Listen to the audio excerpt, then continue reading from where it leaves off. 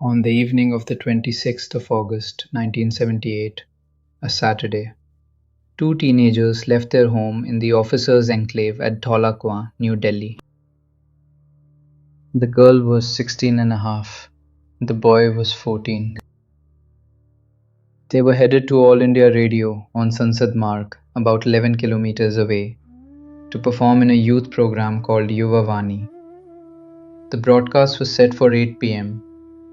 Their father, Captain Manhunt Chopra of the Indian Navy, would pick them up at 9. It was drizzling outside. They never reached the studio. They never came home. And within 48 hours, their bodies would be found in the scrubland of Delhi Ridge, stabbed to death by two men who just 10 days earlier had arrived in the capital fleeing arrest warrants in Bombay. Their names were Geeta Chopra and Sanjay Chopra. The killers came to be known by aliases that would haunt India for decades: Ranga and Billa. And this is the case that the Amazon Prime Video series Raakh draws from. But this is not that show. This is the real story. To understand what was lost on that monsoon evening, you have to understand who these children were. Captain Madan Mohan Chopra headed the Judge Advocate General's office in the Indian Navy. He had moved his family to Delhi from a previous posting in February 1977. They lived a disciplined, middle-class service life in the officers' enclave at Dholakwan, a quiet residential area reserved for defense personnel, bordered by the green sprawl of the ridge on one side and the hum of South Delhi on the other. Geeta was a second-year student of commerce at Jesus and Mary College, one of Delhi's most respected institutions. She was the kind of teenager who was selected to perform on All India Radio. Articulate, bright, involved. Sanjay, 2 years younger, attended modern school. He was in the 10th standard. These were not children of extraordinary wealth. A naval captain in 1978 India drew a government salary. There was no bungalow with cards. There was no chauffeur-driven car. The children took public transport. On the evening of August 26th, they were looking for a lift to get to the studio on time because of the rain. Remember this detail. It matters. The two men who destroyed this family were Kuljit Singh, alias Ranga, and Jasbir Singh, alias Billa. Both were Punjabi by origin, but their criminal careers had taken shape in the streets of Bombay. Ranga had worked as a truck driver, then a taxi driver. In Bombay, he was introduced to Billa through a mutual associate named Shyam Singh. The two quickly became partners in crime. Their resume was not that of criminal masterminds. As author Sudeep Chakravarti later wrote in his 2024 book, Fallen City, the Delhi police would retroactively portray them as cunning operators to justify their own failures. But the reality was more banal. They were, in his words, just ambitious petty thieves looking to make a bit of money. Billa was, by most accounts, the more violent and dominant of the two. According to Ranga's later confession, which he subsequently retracted, Billa had reportedly killed 2 Arab men in Bombay. He was proficient at stealing cars, skilled at fabricating fake number plates. Both men had been recently released from Arthur Road Prison in Mumbai. The arrival in Delhi was not planned as a grand operation. It was a flight. Their associate Shyam Singh had been arrested and they feared he would give them up. So they fled, first to Surat, then Ahmedabad, then by train to Delhi. They arrived in the capital on August 16th, 1978, 10 days before the kidnapping.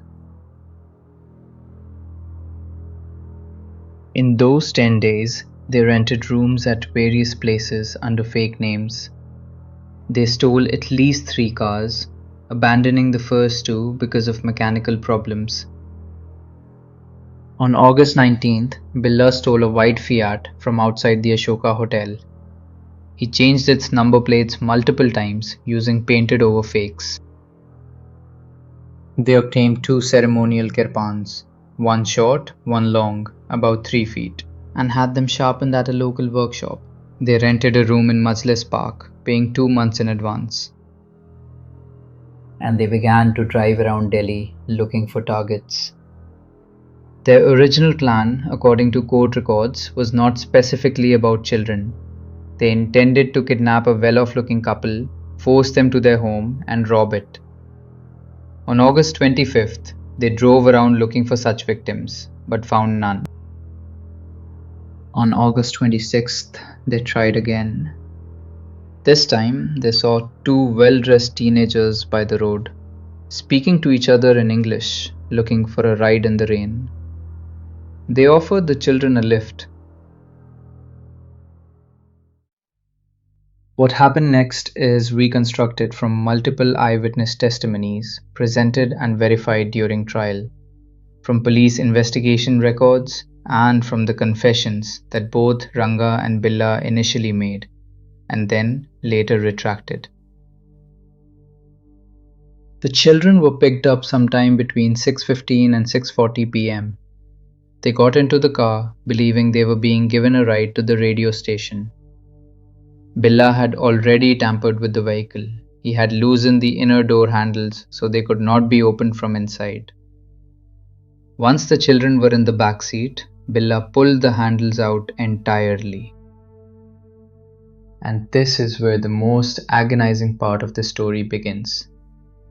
Geeta and Sanjay did not go quietly.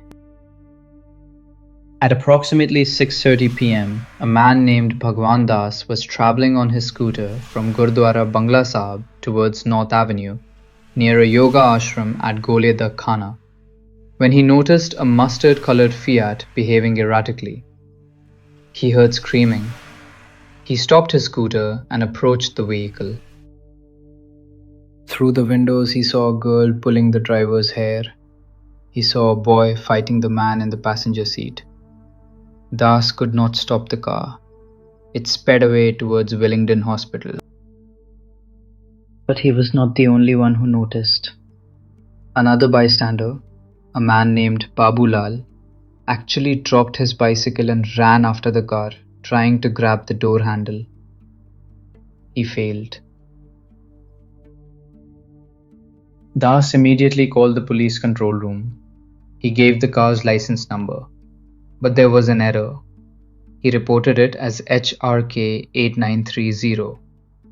The operator recorded it as MRK 8930. This single transcription error would cost critical time. Minutes later, at around 6:45 p.m., a junior engineer in the Delhi Development Authority named Inderjeet Singh, returning home on his scooter, spotted the same car on Baba Kharak Singh Marg near Willingdon Hospital. He saw the girl and the boy struggling with the 2 men. He drove up alongside the moving car. The boy, Sanjay, showed him a bleeding wound on his shoulder and waved his hands, pleading for help. Inderjeet followed the car onto Shankar Road, but Ranga ran a red light at a traffic crossing and Inderjeet lost them. Inderjeet noted the correct license number of the car. He went straight to the Rajendra Nagar police station to report it. The police did not act. They classified it as a cognizable offence outside their jurisdiction and said they could not proceed without permission. Meanwhile, at the Mandarmad police station, Sub-Inspector Om Prakash received Bhagwan Das's report at 7:05 p.m. He went to Gole da Khana, found no witnesses, and returned to the station at 9:55 p.m. Inderjeet Singh's report, the one with the correct license number, invoked no response at all. Two separate citizens had seen the crime in progress. Two had reported it to the police. The correct card number had been handed over, and nothing happened.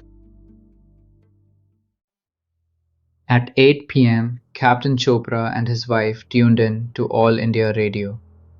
They expected to hear Geeta's voice. Instead, another girl had been given the slot.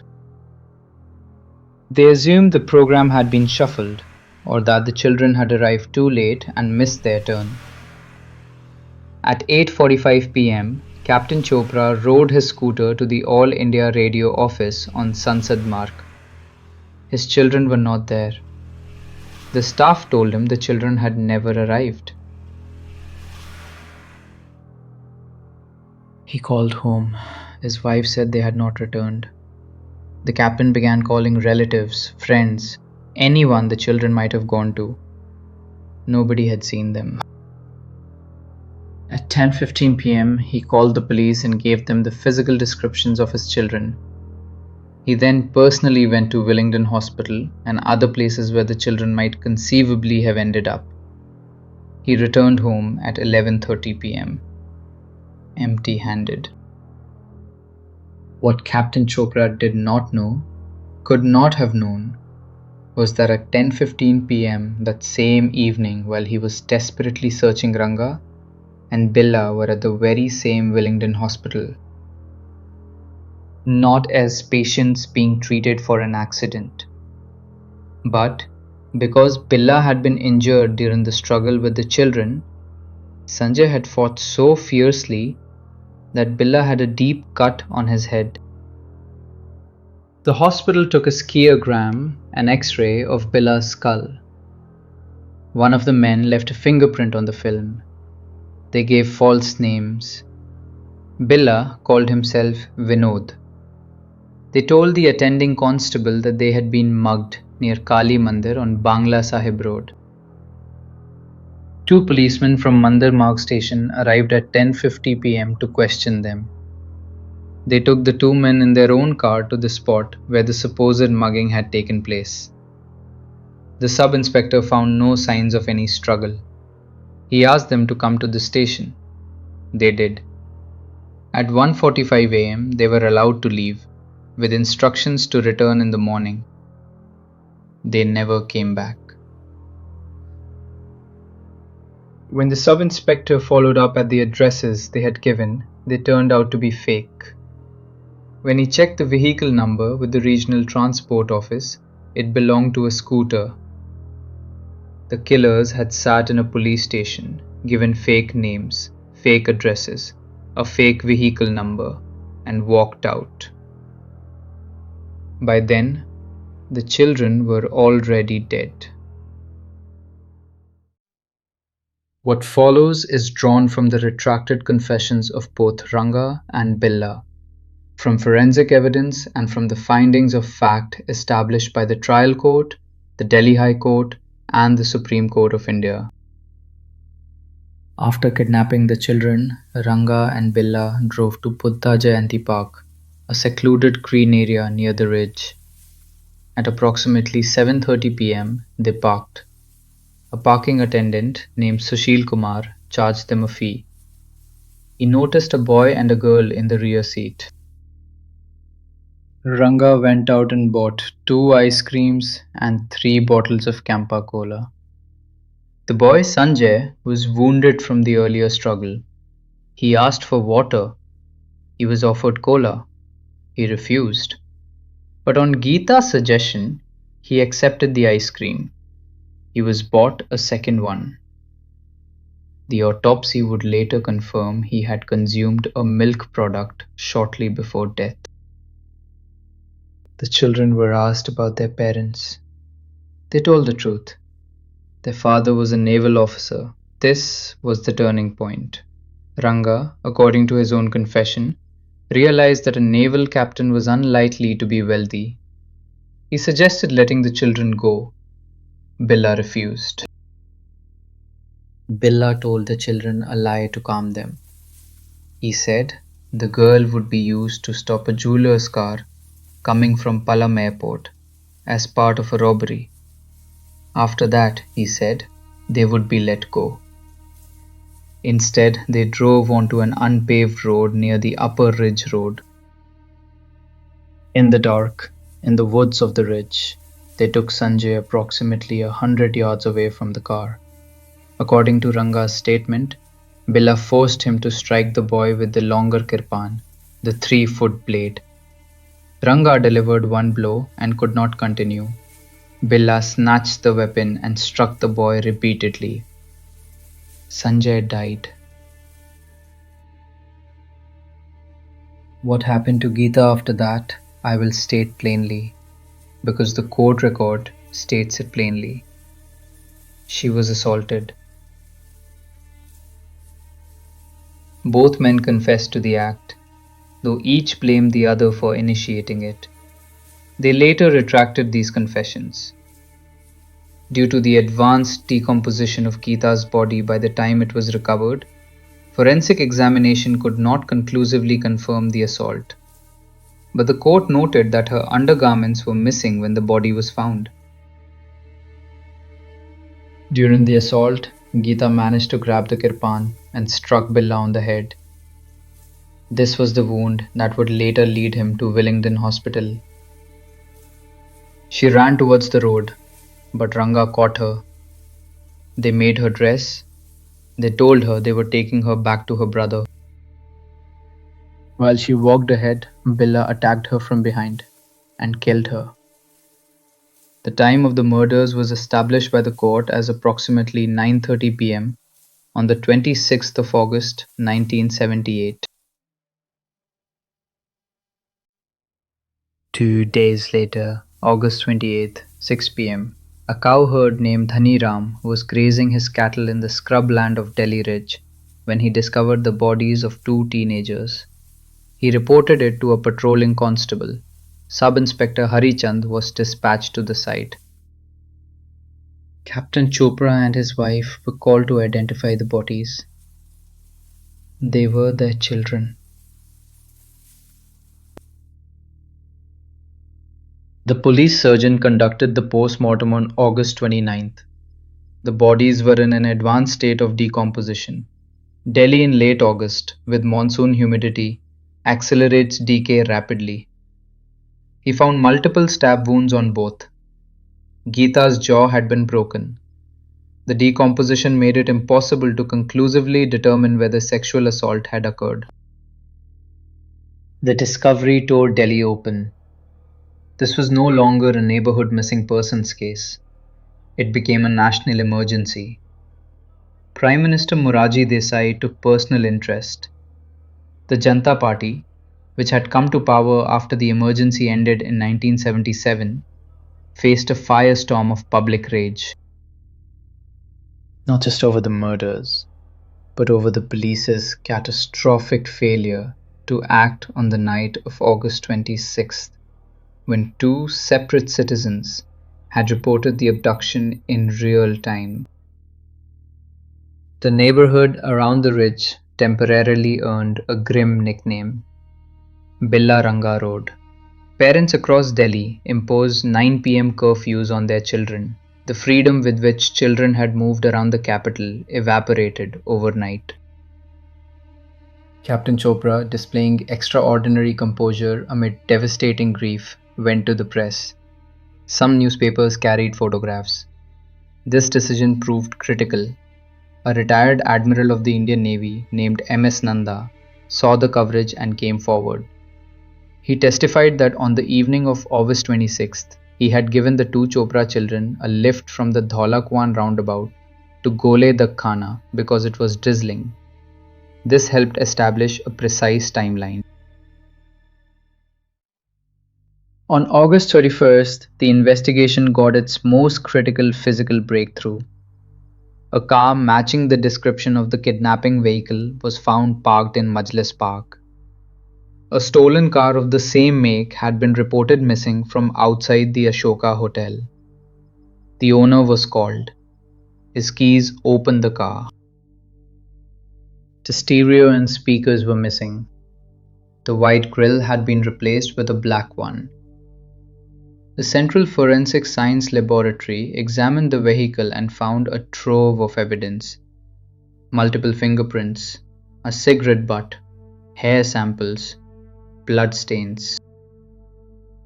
Several fake number plates were found inside, including one that, when the paint was scraped away, revealed the number DHI-280, the same number used at Willingdon Hospital.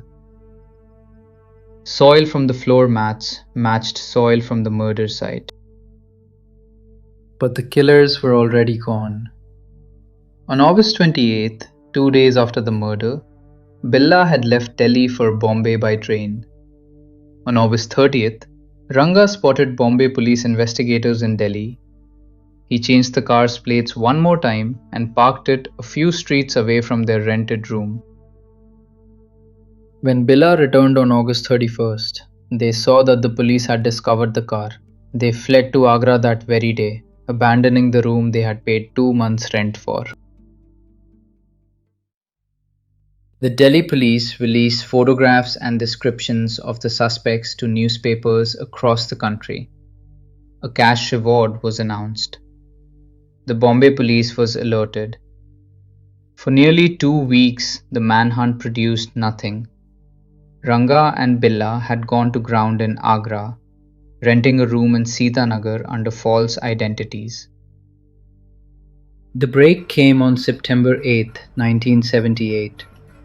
On that day, Ranga and Billa attempted to board the Kalka mail as it slowed near the Yamuna River bridge outside Agra. They climbed into a compartment. It happened to be one reserved for military personnel. When the army men asked to see identity cards, the two started a scuffle. They were overpowered and subdued. And then, a moment that would seal the case. A Lance Naik named A.V. Shetty recognized their faces from a photograph he had seen in a newspaper. On September 9th, the two men were handed over to Inspector V.P. Gupta at the New Delhi railway station. Their bags were searched. A sword was recovered. Their clothes had blood stains. Medical examination found bruises consistent with recent fights. The doctor found sutured wounds on Billa's forehead, estimated to be about 15 days old, matching the night of August 26th. A wound on Ranga's forearm was similarly dated. They were held in separate, non-adjoining cells, a detail that would become legally significant later. The forensic case was devastating. Hair found in the stolen car and on Sanjay's body matched Ranga's hair. Ranga's fingerprints were in the car. Bloodstains on his shirt belonged to blood group AB, matching the siblings. Billa's hair was found on Geeta's body. The skiagram from Willingdon Hospital matched Billa's skull. The signature in the hospital register matched his handwriting. The fingerprint left on the X-ray film was his. Multiple witnesses placed them at every point on the timeline. The landlord in Majlis Park, the hotel in Fatehpuri, the parking attendant at Buddha Jayanti Park, the physician in Agra who removed Billa's stitches. The evidence was overwhelming. The question was never really about guilt. It was about punishment. Both Ranga and Billa pleaded not guilty. Billa claimed he had been in Bombay from August 25th to September 1st. He said his head injury came from trying to steal a car in Agripada. He produced witnesses to support this alibi. Ranga claims the sword found in his bag was planted. Both alleged police torture and forced confessions. The court did not find these defenses credible. The forensic evidence was irreconcilable with their alibis. The additional sessions judge in Delhi convicted them under Section 302 of the Indian Penal Code, murder, read with Section 34, common intention. They were also convicted for kidnapping, kidnapping with unlawful confinement, kidnapping a woman with the intention of sexual intercourse, and kidnapping with the intent to cause hurt. Both were sentenced to death. They appealed to the Delhi High Court. The High Court upheld the verdict on November 16, 1979. They petitioned the Supreme Court, rejected. They petitioned the President of India for clemency, rejected, without reasons given. On April 21, 1981, the Supreme Court of India delivered its final judgment. The language was extraordinary for a judicial document. The court said, quote, "The survival of an orderly society demands the extinction of the life of persons like Ranga and Billa, who are a menace to social order and security. They are professional murderers and deserve no sympathy, even in terms of the evolving standards of decency of a maturing society." End quote. The death sentences were upheld. In the months that followed, journalist Prabha Dutt of the Hindustan Times fought for the right to interview the death row convicts. Tihar jail authorities refused, citing rules that only allowed visits from relatives, friends, and legal advisors. Dutt challenged the refusal in court. On November 7, 1981, the Supreme Court ruled that the convicts should be allowed to be interviewed, a landmark judgment in Indian press freedom. On January 30th, 1982, the day before the execution, 5 reporters entered Tihar. Prabha Dutt, Prakash Patra of the National Herald, Usha Rai of the Times of India, and representatives from India Today and the Press Trust of India. They were allowed 1 hour. Only Billa agreed to speak. He maintained his innocence until the end. Ranga refused to be interviewed. On January 31st, 1982, exactly 3 years, 5 months, and 5 days after the murders, Kuljit Singh, alias Ranga, and Jasbir Singh, alias Billa, were hanged at Tihar jail. Billa went quietly. Ranga resisted. He had to be taken to the gallows. Their bodies were not claimed by any relative. Tihar jail performed their last rites. Nearly 5 decades later, the case has returned to public consciousness through 2 productions. Netflix's Black Warrant in 2025, which explored the case from the perspective of a Tihar jail officer, and now Amazon Prime Video's Raakh, an 8-episode series directed by Prosit Roy, starring Ali Fazal, Sonali Bendre, and Amir Bashir. Raakh is explicitly a fictionalized adaptation.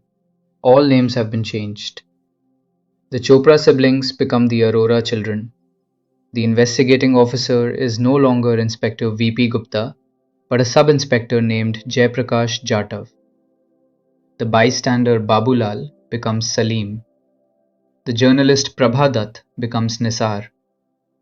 Sub-Inspector Ramchandar becomes S.I. Javed Murtaza. The series invents psychological backstories for the criminals. It creates narrative arcs that the real case did not have. Juvenile correction homes, childhood pyromania, the trauma of forced sterilization during the emergency. These are creative choices in the service of asking different questions than the courts asked. But there is something that no dramatization can replicate, and that is the specific, unbearable texture of the real case. The fact that a parking attendant at Buddha Jayanti Park charged a fee while 2 kidnapped children sat in the back of the car. The fact that Ranga bought 2 ice creams and 3 Campa Colas for the teenagers he was about to murder. The fact that Sanjay ate ice cream on his sister's suggestion and the autopsy confirmed a milk product in his stomach. The fact that Geeta asked about her brother after the assault grew suspicious And that is when they killed her. The fact that they told her they were taking her back to her brother and stabbed her from behind as she walked. No screenwriter invented these details. No writer's room came up with them. They are from the court record. If you watch Raakh or any dramatization of this case, understand that the real Geeta and Sanjay Chopra were braver than any character written for them. They fought from the moment they were taken. They screamed for help through car windows. They drew blood from their captors. They tried to escape. A 14-year-old boy showed a stranger his bleeding shoulder from a moving car, pleading without words. Multiple civilians tried to help. Bhagwan Das stopped his scooter and approached the car. Babulal threw down his bicycle and ran after it. Inderjeet Singh lined up his scooter alongside a moving vehicle carrying two struggling children, and then went directly to a police station with the correct license plate number. And none of it was enough. Because the systems between those citizens and those children, the phone operators, the jurisdictional protocols, the bureaucratic caution, ate up every minute of the golden hour.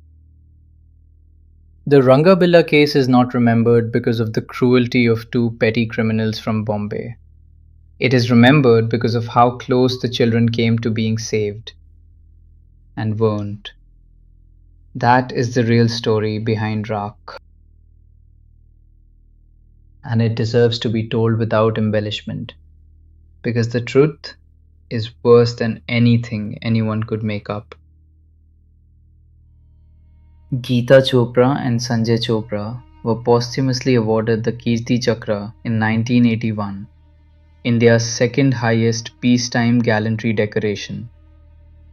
The Indian Council for Child Welfare instituted the Sanjay Chopra Award and the Geeta Chopra Award in 1978, given annually alongside the National Bravery Awards to children under the age of 16.